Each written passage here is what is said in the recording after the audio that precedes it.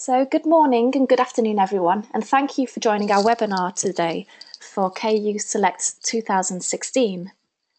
I'm Christina Emery and I'm Partnership Manager for Knowledge Unlatched. As you may have seen, attendees have been muted, but you can type in any questions into the questions box on the top right hand side. This webinar will be recorded, so I'll send a link to you after the presentation.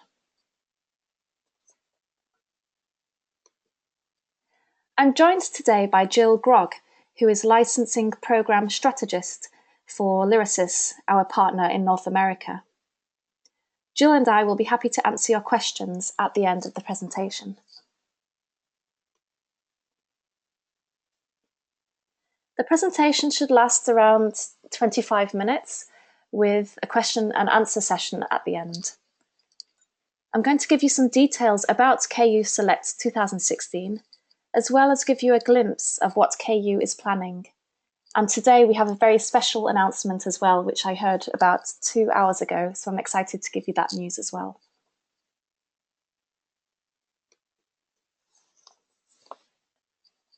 I'm sure you're all very curious about the new collection, so let's just dive straight into the nitty-gritty about what it contains. The pledging period is now open for librarians to show their support for titles in KU Select 2016. For this collection, which is our third, a total of 343 books were shortlisted by the Title Selection Committee, which is a group of 40 acquisitions and collections librarians in 12 countries. These books fall into 16 subject categories in the Humanities and Social Sciences, and we've divided them into 14 packages. For the first time, we are introducing opening access up to backlist titles alongside new titles. In order to participate, there is again a minimum amount which libraries will need to pledge. And in order to acknowledge libraries' purchases of additional formats of books you pledge for, publishers have again agreed to a discount, which is 35% off the recommended retail price and can be claimed directly from the relevant publishers.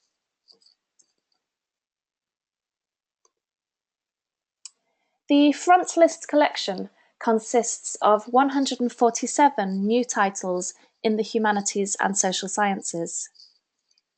These titles are scheduled to be published between November 2016 and April 2017. The pledging price per front list title is $55 US. The backlist collection consists of 196 titles in the Humanities and Social Sciences. We set strict criteria for these titles. They had to be published between 2005 and last year, 2015. And these books should be offered at a greatly reduced price of $13.75 per title per library. So, why is KU expanding to backlist titles? It's simple. A popular request from libraries was that KU increase the number of titles it offers to libraries. So we decided to ask publishers for backlist titles that complement the frontlist titles, so that students and researchers would be able to have a greater reading selection.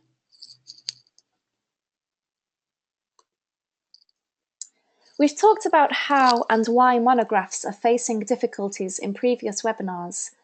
It's a challenge which faces libraries and publishers as well as academics, and you can see why open access is beneficial for academics in particular in this image, which I'm sure you're all familiar with.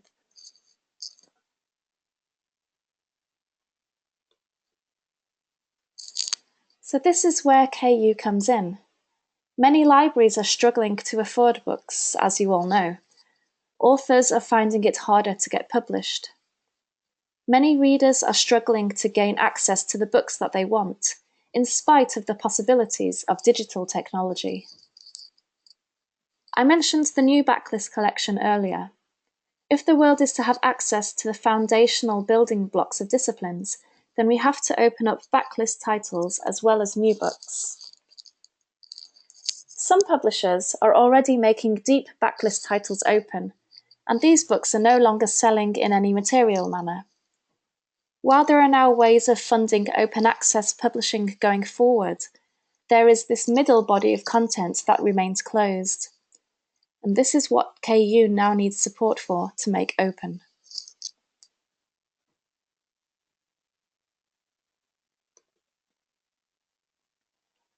So, what is Knowledge Unlatched?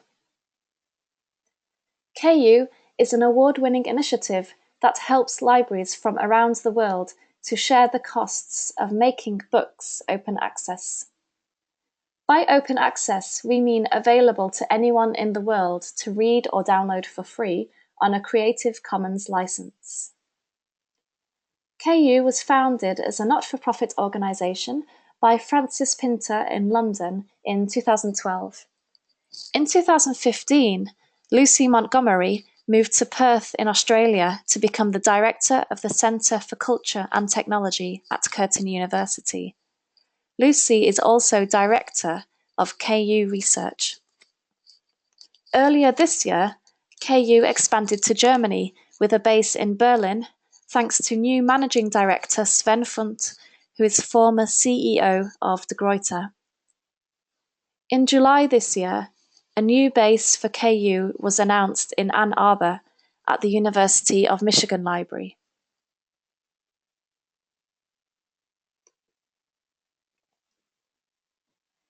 How do libraries from around the world share the costs of making books open access? Publishers are paid a fixed title fee that is split amongst participating libraries. The title fee for new books represents the basic cost of publishing a book. This is much less than the price of a book through conventional channels, as there are fewer intermediaries involved.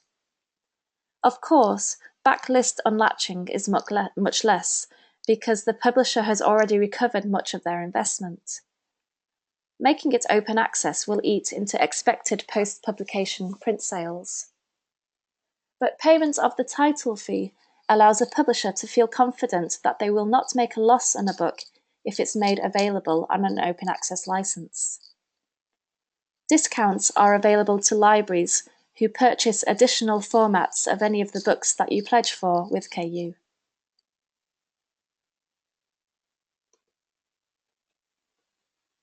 This is how the KU model works.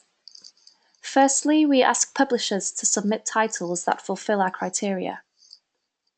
Then the Title Selection Committee, which is made up of acquisitions and collections librarians, votes on the titles. The shortlist is then presented to the wider library community, who then pledge on smaller subject packages within the collection. If enough pledges are secured in order to cover the cost of the title fees, then these books can be unlatched and will be available as open access. Libraries are then invoiced for their selection, and publishers are paid. Libraries will receive MARC records and their own usage statistics reports. If there aren't enough pledges to cover the title fees, then those packages will not be unlatched, and libraries will not be invoiced for those books.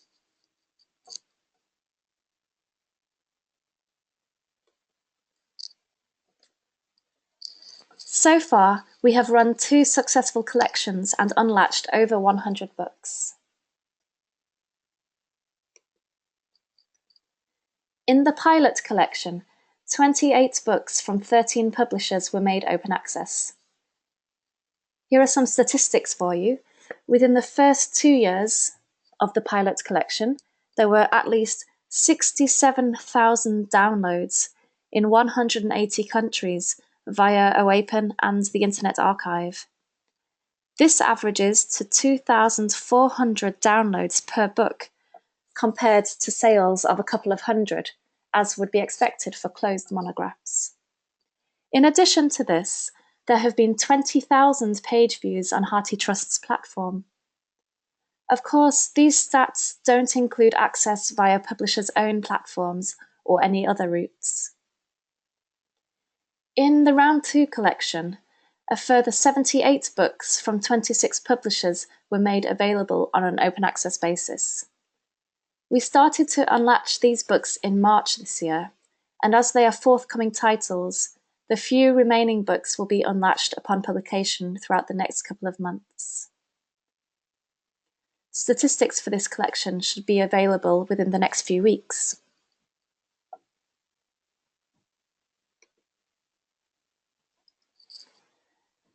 So I mentioned some exciting news at the beginning of this.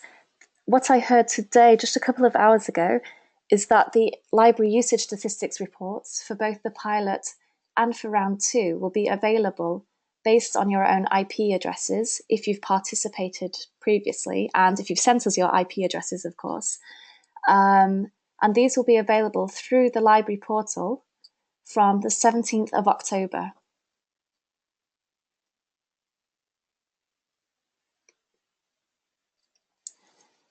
Anyone, anywhere can access unlatched titles by going to our website, collections.knowledgeunlatched.org.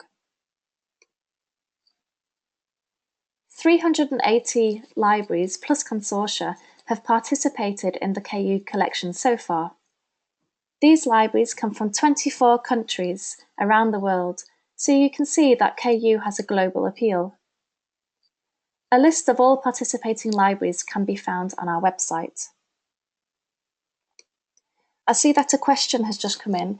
If it's okay, I'll come back to that at the end, because I'm sure you all have questions about the new usage stats reports.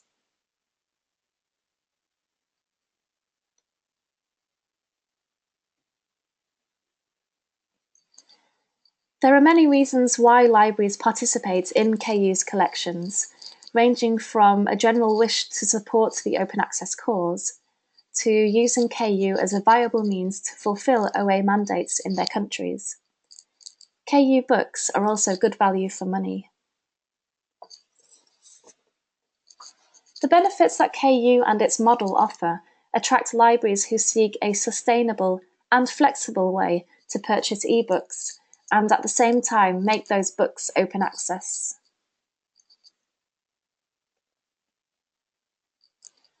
KU asked libraries what would encourage them to participate, and as a result, the model reflects this feedback. Recent suggestions involved having more books, more flexibility, and more choice. So KU has now expanded its offering, built in a pick and choose option to select titles on an individual basis, and now allows for early invoicing for libraries who wish to take advantage of their 2016 budget.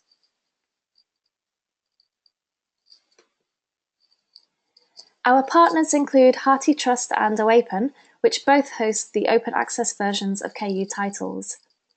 All of our books are preserved by Clocks and Portico. We now have increased support for handling sign-ups and invoicing. We are working together with LYRASIS and JISC collections, as in previous rounds, and with Castellini Libri, Carga Libri, and Schweitzer joining us for KU Select 2016 in various territories around the world.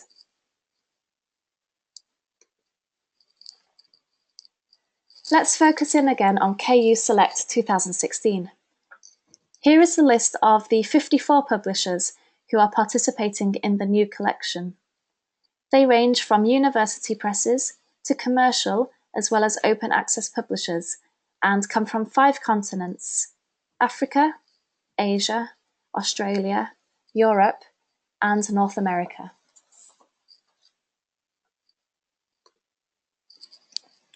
You can find this list in the library FAQs and in the title and publisher list spreadsheet, which are on our website in the downloads section.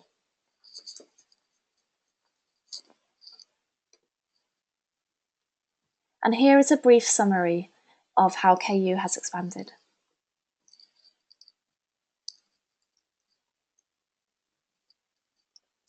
Publishers have agreed to offer a discount to libraries purchasing additional formats of KU titles so that you can avoid paying twice for the same content.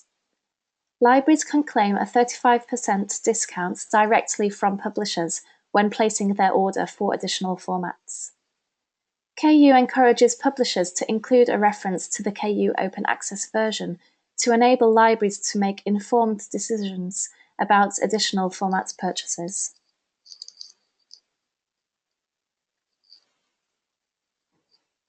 Knowledge Unlatched knows that it is important for librarians to have a say in the steering of KU and in the content of its collections.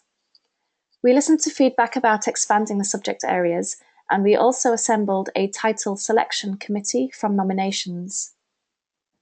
40 librarians from 12 countries then voted on a list of 681 titles that publishers had submitted for KU Select 2016, which met our criteria for the collection.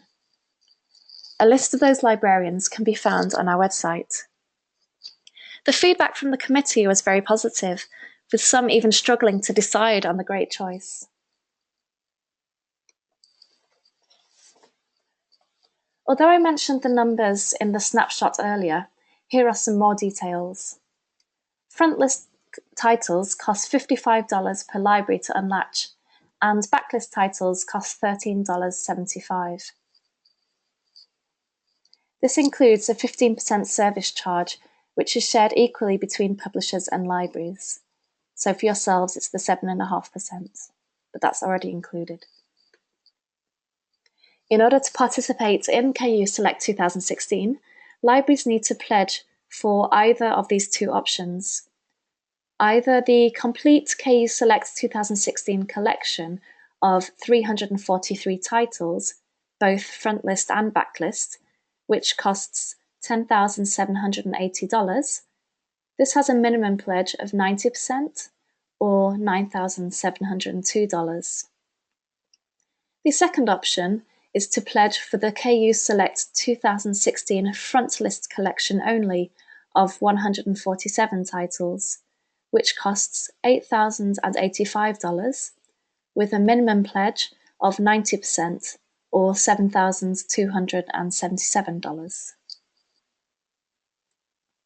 The service charge, which I mentioned earlier, is split equally between publishers and libraries and covers our costs to make the model sustainable. The pledging period is open from the 1st of September to the 31st of January 2017. Libraries should create an account for the library portal at the website app.knowledgeunlatched.org. You will be able to view the collection, read about the books, and place your pledges.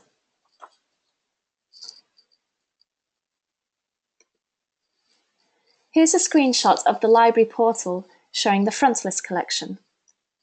You can see the list of packages, how many titles you have pledged for in each package, and in the top right corner, the amount of pledges confirmed for that collection. You can also pledge for the entire collection by clicking on Select All. In the bottom right corner is a green circle, which is the pop-up chat window. Here you can ask us any questions that you may have. For those of you in North America, LYRASIS will be on the other end of the chat window and will be able to answer your questions quicker than I would be able to in London.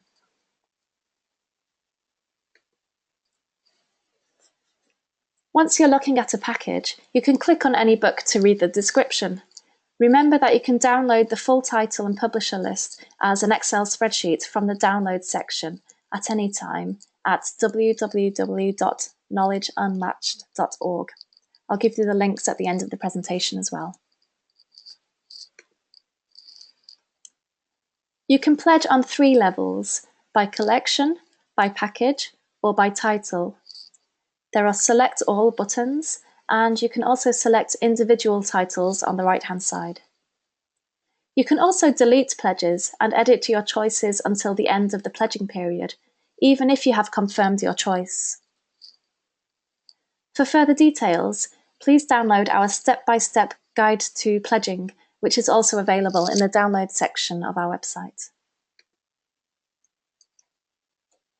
The pledging period will end on the 31st of January 2017, and KU will then assess the pledges it has received to see if the collection or if individual packages can be unlatched. Libraries will be informed of the outcome in February, and then we can start to unlatch the titles. Libraries will receive their invoices in February, and publishers can be paid.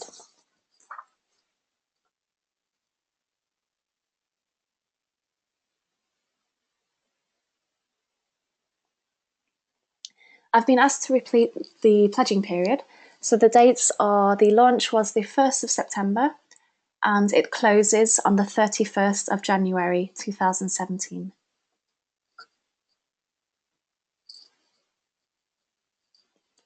So, what's next for KU?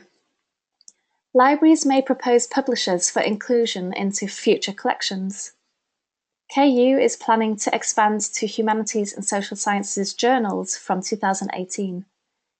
And of course, KU will continue its research work in usage and other metrics.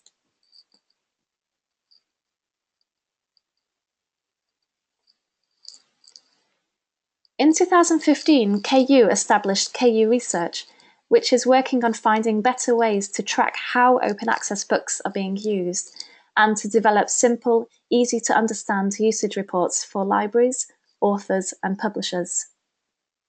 Lucy Montgomery, together with PhD researcher Alkeem Azaigan at Curtin University, are leading the research. They found a way to provide libraries with counter-compliant individual usage statistics for their institutions, and will start providing this to libraries, as mentioned, on the 17th of October for the pilot and round 2. For KU Select 2016, these will be available from 2017 onwards, if we're successful in securing enough pledges to unlatch the collection.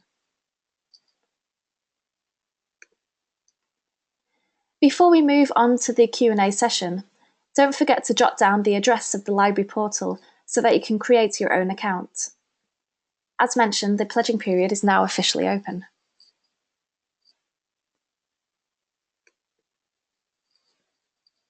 Information about KU Select 2016 can be found on our main website, www.knowledgeunlatched.org. And you can download the title list as well as other documents from the download section. If you're new to KU, the At a Glance document is a very useful one-page summary, and it poses some questions which you may be asking yourselves, so that's quite useful to read as well. There are 2 guides there, one to the portal and how to use it, and also one on how to pledge.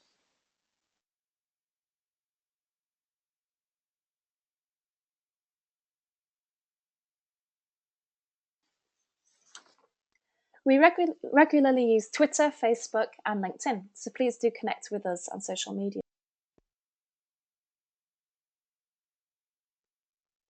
Thanks for listening to the presentation today. Now let's move on to the Q&A session. Please do type any questions that you have into the chat box, and Jill and I will answer them. We'll just turn on our webcams.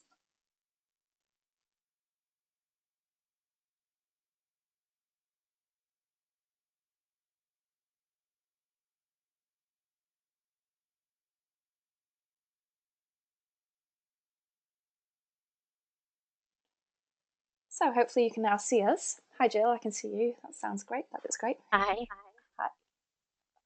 So we received one question during the presentation about the usage statistics reports that I thought usage was for the group, not for individual libraries. Yes, until now that's been correct. So we've had these aggregated reports published on our website on a quarterly basis. And there you could see the counter compliance statistics based on the OAPEN usage only for the pilot collection. Sorry. From 17th of October, this is now a new service that we're providing to libraries. So they can receive their own IP-based usage statistics reports for both the pilot and for the round 2 collections, which I'm sure you'll agree is great news, and it's been very highly demanded from libraries. In order to access these, you just need to create an account for the library portal, and there's a new section at the top called Analytics, and there you'll be able to download the PDF reports. I'm going to look at a preview tomorrow and then put together some text for these reports. So once you've seen yours, if you are participating, then please do send us your feedback on the reports. Okay, you're welcome. If you have any other questions, please do type them into the chat box. Jill, do you have any announcements to make? I know there are some more LYRASIS webinars coming up with KU. I believe they're in December and January. So if anyone wants to join them and join Jill again, they can sign up to those on our website. Feel free to. I was just going to say, please feel free to submit any questions you have to LYRASIS as well about North American participation. Yes, please do. So as mentioned for North America, because I think the majority of you online today are in the United States and Canada, LYRASIS are your partners and they're reaching out now to the library community for the pledging period and answering your questions. So we're really grateful for their help in doing this, because as you can imagine, tackling everyone worldwide is quite a big task. So they're doing a great job, so please do ask them if you have any questions. Okay, there's a couple more coming here. Are these perpetual licenses? So yeah, how the how it works is we have Creative Commons licenses for each book, and these are all agreed between the publisher and the author on an individual basis. So they range from, I think we have CC BY in this collection, all the way to CC BY NC and D. And because these books are open access, they're always available for download. They're being archived and preserved. So, you know, the information is there for anyone, anywhere, at any time. Jill, there's a question here for you. Do we still need to create a KU account for our library if we want to participate in the LYRASIS Small Library Group Pledge? You're welcome to create an account with KU, but we'll be doing that separately. So if you have particular questions about that, please feel free to submit those to us. Great. Thank you very much. One thing I should mention is if you've participated previously, you will need to create a new account on the library portal, because it's a different website and the two databases don't talk to each other. But the new portal, as I said, you can look at the books, you can download your usage statistics reports there. The chat function is really great. So we've had so much positive feedback about that from libraries and also from publishers who use the publisher portal equivalent, because you get usually, answers straight away. People are online. It's a lot easier to ask questions rather than compose a longer email, wait for a response and so on. So yeah, it's quite a useful tool to have. And we're trying to be more accessible and more helpful for librarians. Okay, what else should I be mentioning while questions come in? Let's see. Oh yes, very important. The next event that, so Sven Funt, as I mentioned, our managing director, he'll be speaking at the ICOLC conference, which some of you may be going to. So do look out for him. And also a very interesting section on our website, which you might be interested in, are the author interviews. So we've been interviewing our participating authors both before the pilot, after the pilot, and also after the round 2 collections to see what their opinions are on not just KU, but also on open access in general and promoting their books and how useful it's been to them. And it's quite interesting to read their opinions and also researchers and how they've been approached after people have found their open access books. So if you go to our website and then click on who benefits libraries, you'll find the authors, you'll find the information there. Christina, I believe Sven is also going to be at the Charleston conference if people are going to that particular conference as well. And Celeste Feather and I from LYRASIS will be there also. That's great. So yes, please do contact Jill, Celeste, or Sven if you want to get in touch with them, or just go say hi. Yes, I was going to mention the next webinar is in November, but I believe it does clash with Charleston. But we have 2 more coming up in December and January. So if any of your colleagues would like to join, that's fine for them to do so then. Or you could even send them the recording of this webinar once I've sent it to you by email, as you like. Okay, I believe that's it. There's no more questions come in. So thanks so much, Jill, for being here. And thank you, Christina. Thank you to everyone who's attended today. I really hope it was useful.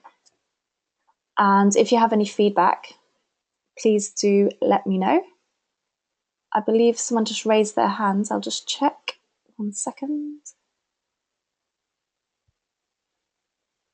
No, it's disappeared again. Okay, no problem. So thanks everyone for your attention today, and have a great week.